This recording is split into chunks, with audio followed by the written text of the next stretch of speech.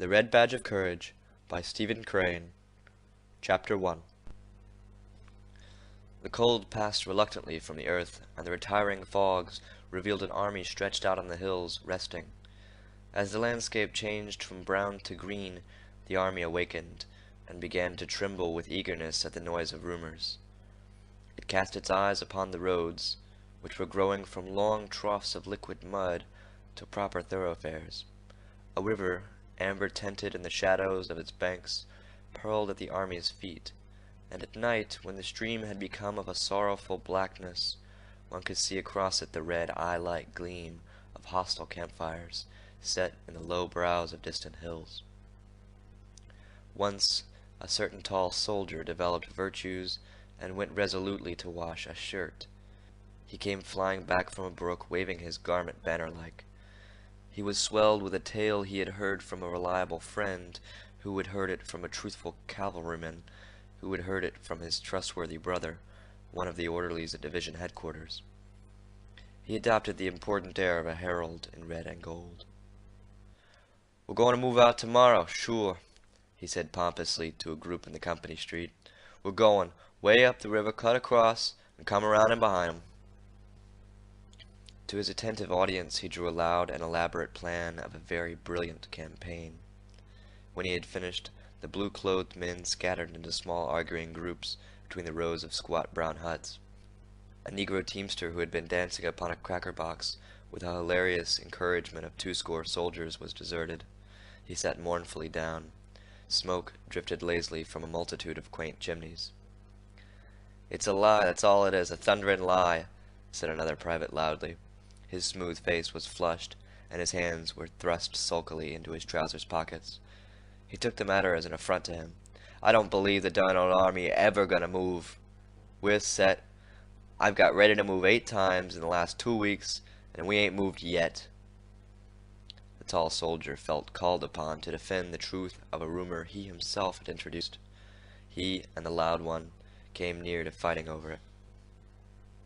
A corporal began to swear before the assembly. He had just put a costly board floor in the house, he said. During the early spring, he had refrained from adding extensively to the comfort of his environment because he had felt that the army might start on the march at any moment. Of late, however, he had been impressed that they were in a sort of eternal camp. Many of the men engaged in a spirited debate. One outlined in a particularly lucid manner all the plans of the commanding general. He was opposed by men who advocated that there were other plans of campaign. They clamored at each other, numbers making futile bids for the popular attention. Meanwhile, the soldier who had fetched the rumor bustled about with much importance. He was continually assailed by questions. "What's up, Jim? The army gonna move? And what you talking about? How you know it is?" "Well, you can believe me or not, just as you like. I don't care a hang." There was much food for thought in the manner in which he replied. He came near to convincing them by disdaining to produce proofs. They grew much excited over it. There was a youthful private who listened with eager ears to the words of the tall soldier and to the varied comments of his comrades. After receiving a fill of discussions concerning marches and attacks, he went to his hut and crawled through an intricate hole that served as its door. He wished to be alone with some new thoughts that had lately come to him. He lay down in a wide bunk that stretched across the end of the room. In the other end, cracker boxes were made to serve as furniture. They were grouped about the fireplace.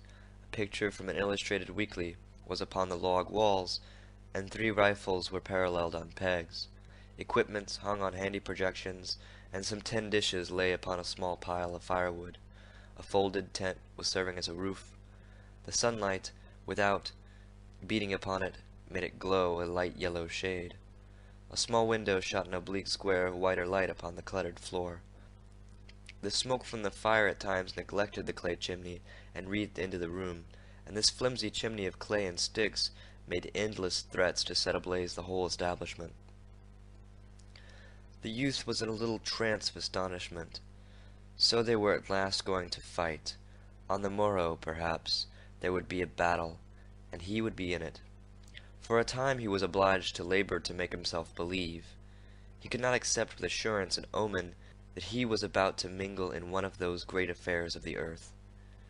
He had, of course, dreamed of battles all of his life, of vague and bloody conflicts that had thrilled him with their sweep and fire. In visions he had seen himself in many struggles. He had imagined peoples secure in the shadow of his eagle-eyed prowess. But awake he had regarded battles as crimson blotches on the pages of the past. He had put them as things of the bygone with his thought images of heavy crowns and high castles. There was a portion of the world's history which he had regarded as the time of wars, but it, he thought, had been long gone over the horizon, and had disappeared forever. From his home, his youthful eyes had looked upon the war in his own country with distrust. It must be some sort of a play affair. He had long despaired of witnessing a Greek-like struggle. Such would be no more, he had said. Men were better or more timid. Secular and religious education had effaced the throat-grappling instinct, or else firm finance held in check the passions. He had burned several times to enlist. Tales of great movements shook the land. They might not be distinctly Homeric, but there seemed to be much glory in them. He had read of marches, sieges, conflicts, and he had longed to see it all.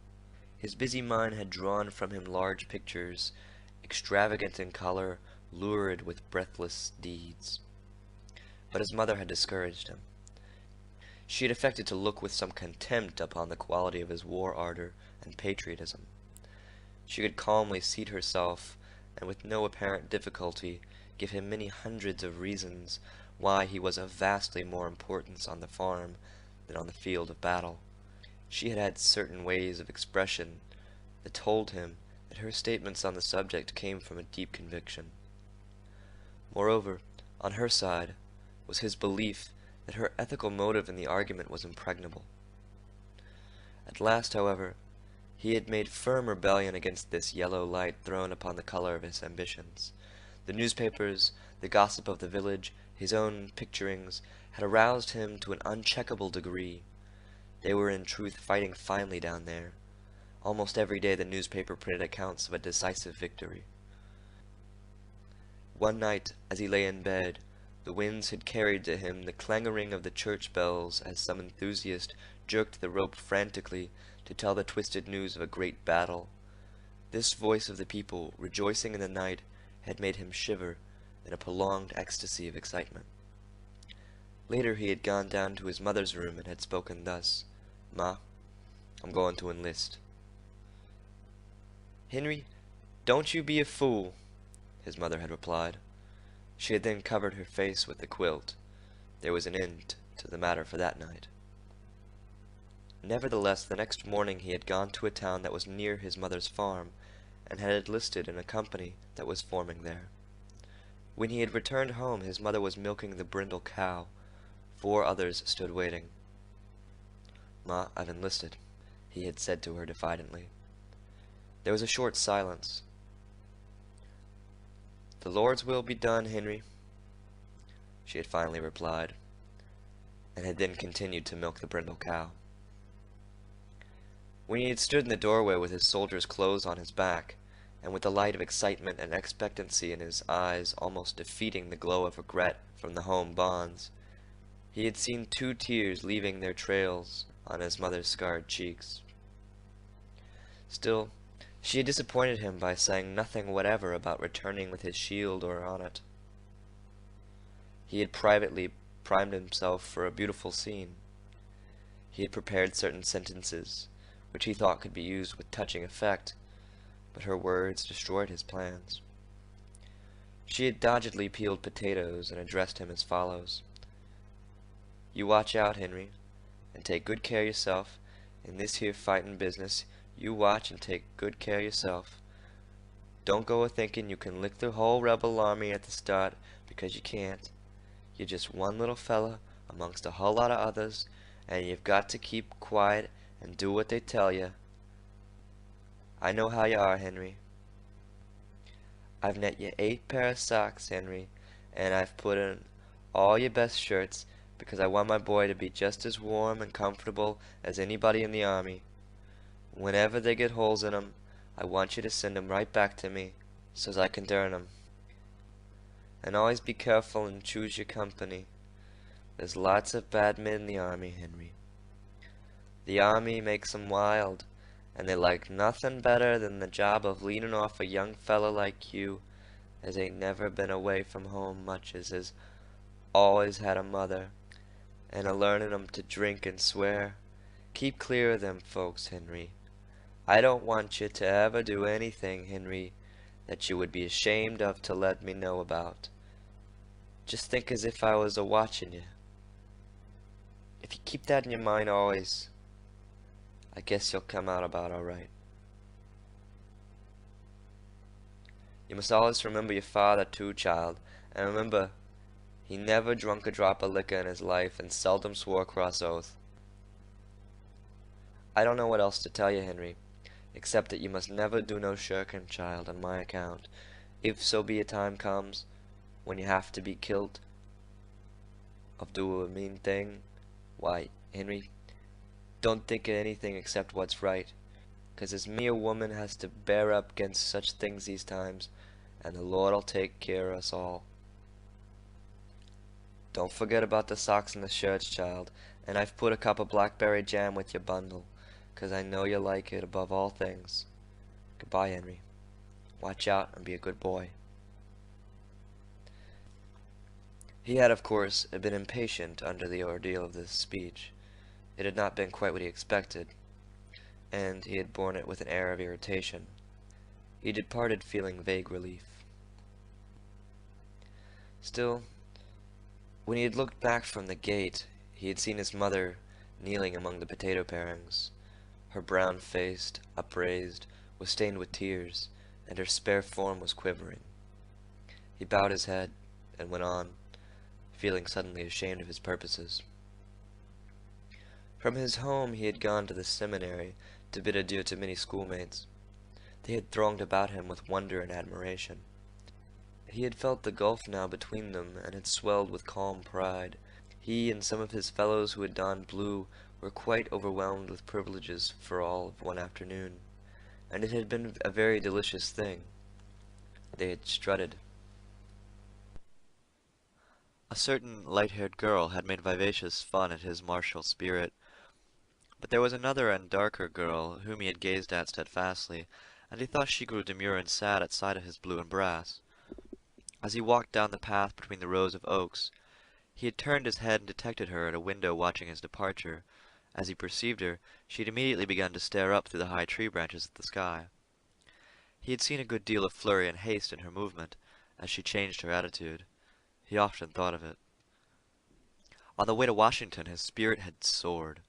The regiment was fed and caressed at station after station, until the youth had believed that he must be a hero. There was a lavish expenditure of bread and cold meats, coffee and pickles and cheese. As he basked in the smiles of the girls, and was patted and complimented by the old men, he had felt growing within him the strength to do mighty deeds of arms. After complicated journeyings with many pauses, there had come months of monotonous life in a camp. He had had the belief that real war was a series of death struggles with small time in between for sleep and meals, but since his regiment had come to the field, the army had done little but sit still and try to keep warm. He was brought then gradually back to his old ideas. Greek-like struggles would be no more. Men were better or more timid. Secular and religious education had effaced the throat-grappling instinct, or else firm finance held in check the passions. He had grown to regard himself merely as a part of a vast blue demonstration. His province was to look out as far as he could for his personal comfort. For recreation he could twiddle his thumbs and speculate on the thoughts which must agitate the minds of the generals. Also he was drilled and drilled and reviewed, and drilled and drilled and reviewed. The only foes he had seen were some pickets along the river bank. They were a sun-tanned, philosophical lot, who sometimes shot reflectively at the blue pickets. When reproached for this afterwards, they usually expressed sorrow, and swore by their gods that the guns had exploded without their permission. The youth, on guard duty one night, conversed across the stream with one of them. He was a slightly ragged man, who spat skillfully between his shoes, and possessed a great fund of bland and infantile assurance. The youth liked him personally. "Yank," the other had informed him, "you're a right dumb good fella." This sentiment, floating to him upon the still air, had made him temporarily regret war. Various veterans had told him tales. Some talked of gray, bewhiskered hordes who were advancing with relentless curses and chewing tobacco with unspeakable valor. Tremendous bodies of fierce soldiery who were sweeping along like the Huns. Others spoke of tattered and eternally hungry men who fired despondent powders. "They'll charge through hell's fire and brimstone to get a hold on a haversack, and such stomachs ain't a-lastin' long," he was told. From the stories the youth imagined the red, live bones sticking out through slits in the faded uniforms. Still, he could not put a whole faith in veterans' tales, for recruits were their prey. They talked much of smoke, fire, and blood, but he could not tell how much might be lies. They persistently yelled "fresh fish" at him, and were in no wise to be trusted. However, he perceived now that it did not greatly matter what kind of soldiers he was going to fight, so long as they fought, which fact no one disputed. There was a more serious problem. He lay in his bunk, pondering upon it. He tried to mathematically prove to himself that he would not run from a battle. Previously he had never felt obliged to wrestle too seriously with this question. In his life he had taken certain things for granted, never challenging his belief in ultimate success, and bothering little about means or roads. But here he was confronted with a thing of moment. It had suddenly appeared to him that perhaps in a battle he might run. He was forced to admit that as far as war was concerned, he knew nothing of himself. A sufficient time before he would have allowed the problem to kick its heels at the other portals of his mind, but now he felt compelled to give serious attention to it. A little panic fear grew in his mind. As his imagination went forward to a fight, he saw hideous possibilities. He contemplated the lurking menaces of the future, and failed in an effort to see himself standing stoutly in the midst of them. He recalled his visions of broken-bladed glory, but in the shadow of impending tumult, he suspected them to be impossible pictures. He sprang from the bunk and began to pace nervously to and fro.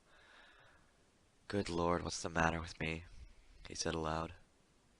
He felt that in this crisis his laws of life were useless. Whatever he had learned of himself was here of no avail. He was an unknown quantity. He saw that he would again be obliged to experiment as he had in early youth. He must accumulate information of himself, and meanwhile he resolved to remain close upon his guard, lest those qualities of which he knew nothing should everlastingly disgrace him. "Good Lord," he repeated in dismay. After a time the tall soldier slid dexterously through the hole. The loud private followed. They were wrangling. "That's all right," said the tall soldier as he entered. He waved his hand expressively.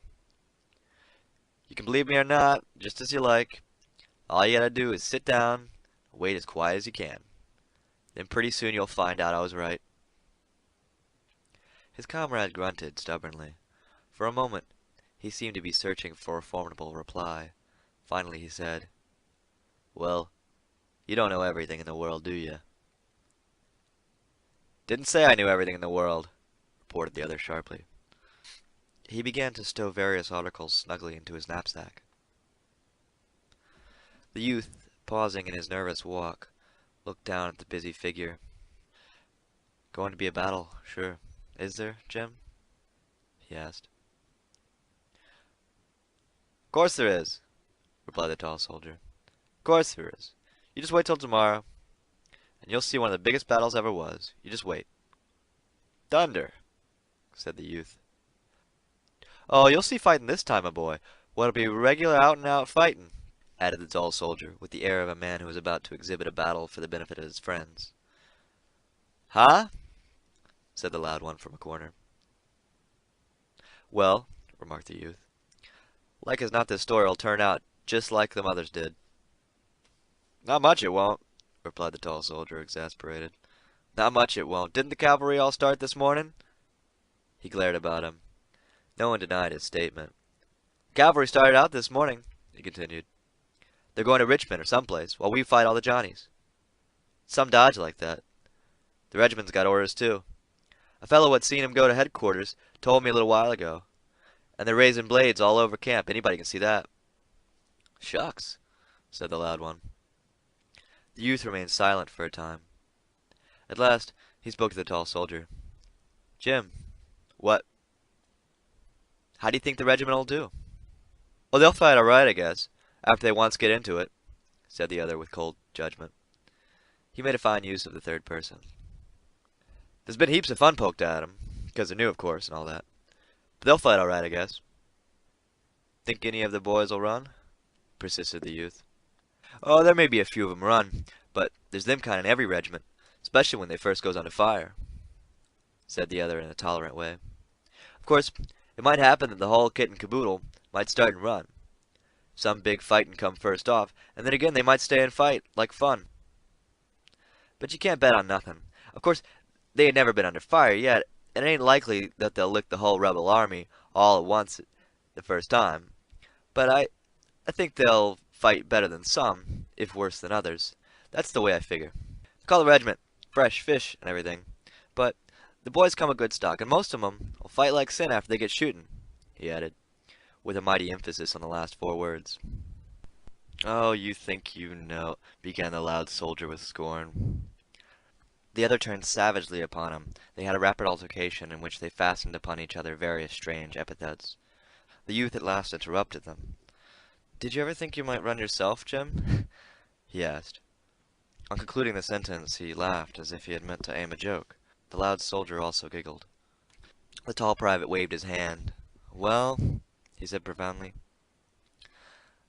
I thought it might get too hot for Jim Conklin in some of them scrimmages, and if a whole lot of boys started and run, well, I suppose I'd start and run. And if I once started to run, I'd run like the devil, and no mistake. But if everybody was a standing and a fighting, well, I'd stand and fight. By Jiminy, I would, I'll bet on it. Huh, said the loud one. The youth of this tale felt gratitude from these words of his comrade. He had feared that all of the untried men possessed great and correct confidence. He now was in a measure reassured. End of chapter 1.